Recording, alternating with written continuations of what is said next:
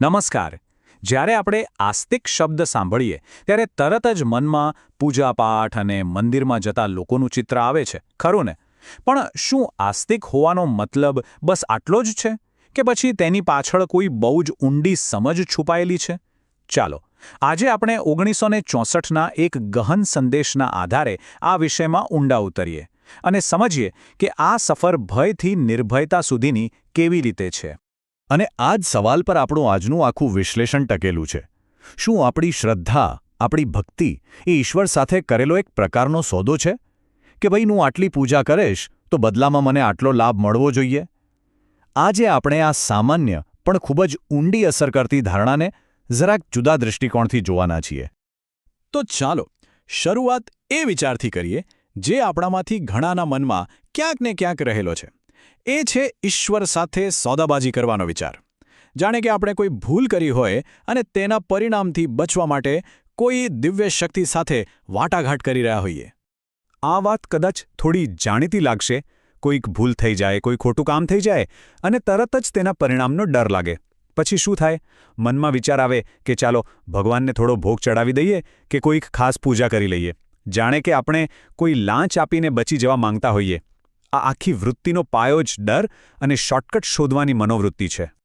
અહીંયા જુઓ, આપણી સામે બે એકદમ અલગ અલગ રસ્તા છે. એક તરફ છે ભય પર આધારિત દૃષ્ટિકોણ, જેમાં સોદાબાજી છે, શોર્ટકટ શોધવાની વૃત્તિ છે અને સ્વાર્થી હેતુઓ છે. અને બીજી બાજુ એક ઊંડી સમજ છે, જેનો આધાર ડર નહીં પણ વિશ્વાસ છે, જે શિસ્ત પર ભાર મૂકે છે અને બ્રહ્માંડની વ્યવસ્થા સાથે તાલમેલ બેસાડવાની વાત કરે છે. હવે આપણે આ બીજા રસ્તાને જરા નજીકથી સમજવાનો પ્રયત્ન કરીશું. તો પછી સાચી આસ્તિકતા છે શું? આનો જવાબ શોધવા માટે આપણે થોડા ભૂતકાળમાં જઈએ. છેક 1964માં. ત્યારે પંડિત શ્રીરામ શર્મા આચાર્યએ એક એવો વિચાર રજૂ કર્યો જેણે શ્રદ્ધાને જોવાનો આખો દૃષ્ટિકોણ જ બદલી નાખ્યો. અને આ આપણી વાતચીતનો એકદમ નિર્ણાયક વળાંક છે. અહીંથી આપણે ડર અને સોદાબાજીની સમસ્યામાંથી બહાર નીકળીને વિશ્વાસ અને સમજણના સમાધાન તરફ આગળ વધી રહ્યા છીએ. આ સંદેશમાં એવી તાકાત છે જે શ્રદ્ધા વિશેની આપણી આખી સમજને મૂળમાંથી બદલી શકે છે. હવે આ વ્યાખ્યા પર ખાસ ધ્યાન આપજો. અહીં કહેવાયું છે કે ઈશ્વર કોઈ વ્યક્તિ નથી જેને આપણે પ્રસન્ન કરી શકીએ કે લાંચ આપી શકીએ. ઈશ્વર તો એક અટલ સિસ્ટમ છે, એક નિયમ છે. જેમ ગુરુત્વાકર્ષણનો નિયમ કોઈના માટે બદલાતો નથી, બસ એ જ રીતે આ દિવ્ય નિયમ પણ સૌના માટે એક સરખો અને અફર છે. આ દિવ્ય વ્યવસ્થાને આપણે 3 સરળ તબક્કામાં સમજી શકીએ. પહેલું, બ્રહ્માંડના નિયમો ક્યારેય તૂટતા નથી, એ એકદમ પાક્કા છે. બીજું, દરેક ક્રિયાનું પરિણામ નિશ્ચિત છે, આ જ તો કર્મનો સિદ્ધાંત છે. અને ત્રીજું અને સૌથી મહત્વનું, જ્યારે આપણે આ નિયમો સાથે સુમેળમાં જીવવાનું શરૂ કરીએ છીએ ત્યારે શાંતિ અને આનંદ ક્યાંય બહારથી નથી લાવવા પડતા, એ આપોઆપ અંદરથી જાગૃત થાય છે. ચાલો હવે આપણે કોઈ બીજાના શબ્દોમાં નહીં પણ સીધા એ ઐતિહાસિક સંદેશના મૂળ શબ્દોને જ જોઈએ. આ શબ્દો જ આખા દર્શનનો સાર છે, જે આપણને આસ્તિકતાના સાચા અર્થ સુધી લઈ જાય છે. વિચાર તો કરો, આ શબ્દો કેટલા શક્તિશાળી છે. સાચી શ્રદ્ધા એટલે માત્ર ઈશ્વર છે એવું માનવું નહીં, પરંતુ એમના દ્વારા બનાવેલી આ શિસ્તબદ્ધ વ્યવસ્થાને, એમના અનુશાસનને માનવું. અને જે વ્યક્તિ આ સમજી જાય છે એ પછી ખોટા રસ્તે જઈ જ કેવી રીતે શકે? અને અહીં આખી વાતનો નિચોડ આવી જાય છે. સાચી આસ્તિકતા આપણને ડરપોક કે પરાવલંબી નથી બનાવતી, એ તો આપણને આત્મવિશ્વાસુ અને જવાબદાર બનાવે છે.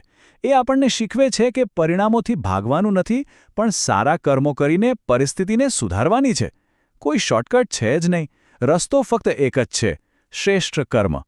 તો આ બધી વાત સમજ્યા પછી આ નવી દ્રષ્ટિ અપનાવવાથી ખરેખર મળે શું? એનું પરિણામ શું આવે? એનો સીધો અને સૌથી મોટો ફાયદો છે ભયમાંથી સંપૂર્ણ મુક્તિ.